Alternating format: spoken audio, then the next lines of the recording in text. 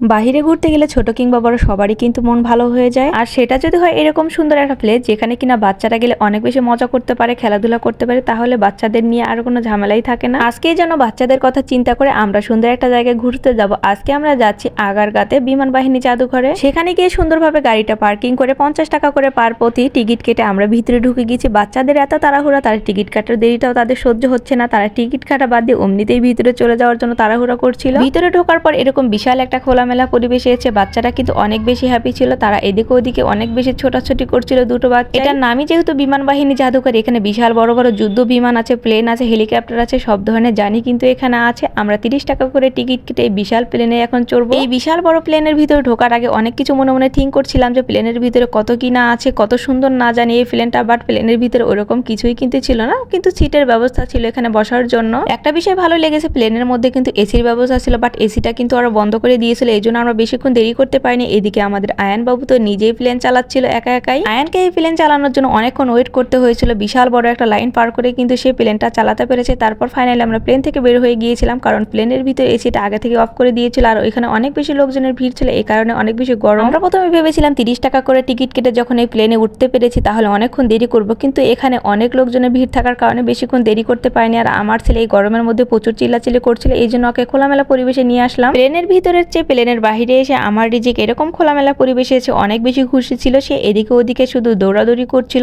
এখানে যতগুলো প্লেন ছিল তার সুন্দরভাবে ডিটেলস লেখা ছিল, কোন যুদ্ধ বিমানে কোন প্লেনটা ব্যবহার করা হয়েছে সবকিছু। এখানে যে শুধু বড় বড় প্লেন বা বিমান ছিল সেটাই না, এখানে কিন্তু অনেক সুন্দর একটা প্লেস ছিল। বেশিরভাগ এই জায়গাটা আমার কাছে অনেক বেশি ভালো লেগেছে, বাচ্চাদের জন্য এই জায়গাটা একটা প্লেফুল জায়গা হবে। ভিতরে ঢোকার পর আমি চিন্তা করেছিলাম মনে হয় শুধু বাহিরেই টিকিট কেটে ভিতরে ঢুকতে হবে আর এক্সট্রা ভাবে কোনো টিকিট লাগবে না, কিন্তু না, প্রত্যেকটা জায়গাতে কিন্তু এক্সট্রা ভাবে টিকিট লাগছিল। আমাদের এই সুন্দর জায়গাটাতে ঢুকতে আমাদের টিকিট লেগেছিল পার পিস 30 টাকা করে। তারপরে এই যে কোনো রাইডে উঠতে তারপরে এরকম 30 টাকা করে টিকিটই লাগতো। এই জিনিসটা আমার কাছে একটু বেশি মনে হয়েছে। তারপর অনেক বেশি মজা হয়েছে জায়গাটাতে গিয়ে। আমার রিজিক তো অনেক বেশি খুশি ছিল এই জায়গাটাতে ঘুরতে গিয়ে, সে অনেক মজা করেছে, অনেক খেলাধুলা করেছে, আমার অনেক ভালোই লেগেছে তার এই বিষয়টা দেখে। অনেক ঘোরাঘুরির পরে ফাইনালি যেহেতু বিকালও হয়ে গিয়েছিল, এই জন্য দেখলাম মাঠের মধ্যে বাচ্চারা অনেক বল নিয়ে খেলাধুলা করছিল এবং পাশে এরকম বলের দোকানও ছিল। এই জন্য আমি আর আয়ান মিলে সেই দোকানে গিয়ে একটা বল কিনে নিয়ে আসলাম। যেহেতু বিকালও পড়ে গিয়েছিল, আমাদের একটুখানি ক্ষুধাও লেগেছিল, এই জন্য বলের সাথে কিছু খাবারও কিনে নিয়ে আসছিলাম। দুই ভাই অনেক বেশি খেলাধুলা করছিল আর খাবার দেখে দেখেন আমার ছেলেকে যখনই বলেছি বসে পড়ো সে বসে পড়েছে, আর ব্যাগ থেকে তার পছন্দ মতো সে খাবার নিয়ে নিচ্ছে। সে প্রথমে একটা চিপস নিয়ে সুন্দরভাবে খেতে বসে গেল। বাচ্চাদের এই সমস্ত খাবার দিতে যতই আপনি মানা করেন না কেন, তারা এগুলো খাবারই বেশি পছন্দ করে। আমার ছেলেকে আমি বাইরের খাবার দিতে চাই না, তারপরও বাইরে মাঝে মধ্যে গেলে এরকম চিপস একটা দুইটা খেয়ে ফেলে, কিছু বলার নেই, কি করবো বলে। অনেক ঘোরাফেরা, অনেক খেলাধুলা, অনেক খাওয়া দাওয়া শেষ। এখন যেহেতু সন্ধ্যা পড়ে যাচ্ছে তাই ভাবলাম আমরা এখন বাসার দিকে রওনা দিয়ে দিব। আমার এই ছোট্ট ব্লগটা আপনাদের কাছে কেমন লাগলো? যদি ভালো লেগে থাকে অবশ্যই লাইক কমেন্ট শেয়ার করে আমার পাশে থাকবেন। দেখা হবে নতুন কোনো ভিডিওতে। সকলে ভালো থাকিয়েন। আল্লাহ হাফেজ।